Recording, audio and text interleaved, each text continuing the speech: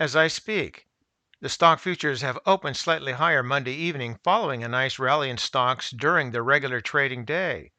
Mostly, technology stocks outperformed as concerns over rising inflation were at least temporarily pushed to the side.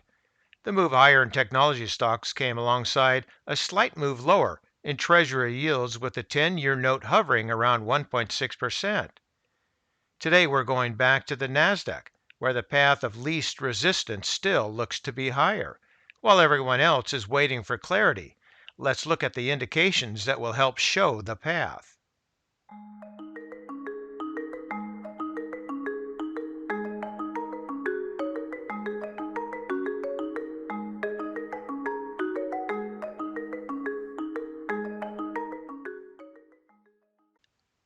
Let's start here with the VIX. And as you can see in the upper left, the symbol is $VIX using stockcharts.com.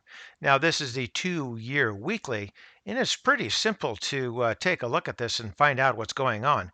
You can see the top of the VIX back here in early 2020. From that point on, it's been a general slide down. As you can see, these tops here are each more or less lower. And of course, the lower level here is also lower. So we're calming down, and I think we still have more to go. So the VIX is the inverse of the stock market. So when the VIX calms down, the stock market heads up. And that's what I see here with the 2-year weekly on the VIX. So now let's go take a look at our charts.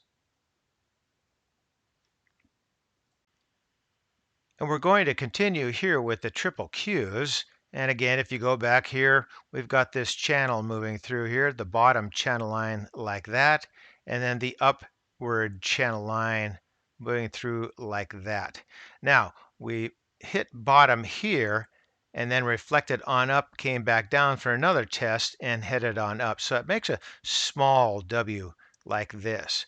But if we go back and take a look at this formation here, this one formed a much larger W. Up there, back down, and then on the way we went.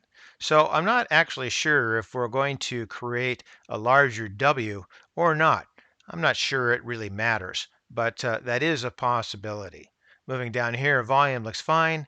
And then here into the MAC, we have a nice bottoming and basing here with the fast line moving on through just barely. The slow line there, we're near zero, so we do have strength.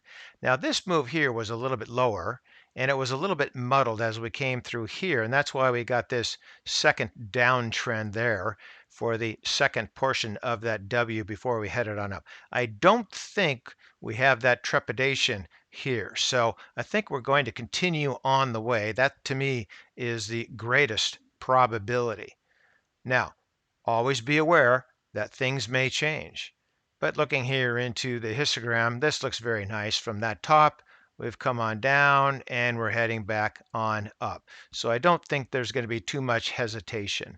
The price rate of change also looks very good and strong. Moving through here, nice basing above the level that we were back here. So things have improved. We're near that zero line. That's always important. Once you get to that zero line on these oscillators, that's when the strength starts to come through on the price chart. Here in the RSI, we've already moved up and above that midline or 50 line. It's still a moderate 59.37, but I think it's going to continue to gain some strength as it moves on up through there.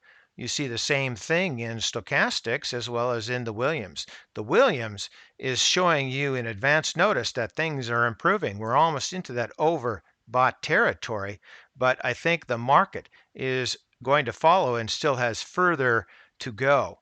Back on up here into the price chart, and just like the VIX is calming down, I think the market is going to continue to head up, at least until we start to test this upper line of that channel. But we'll know by that time where we're headed. But for now, I think we're headed higher.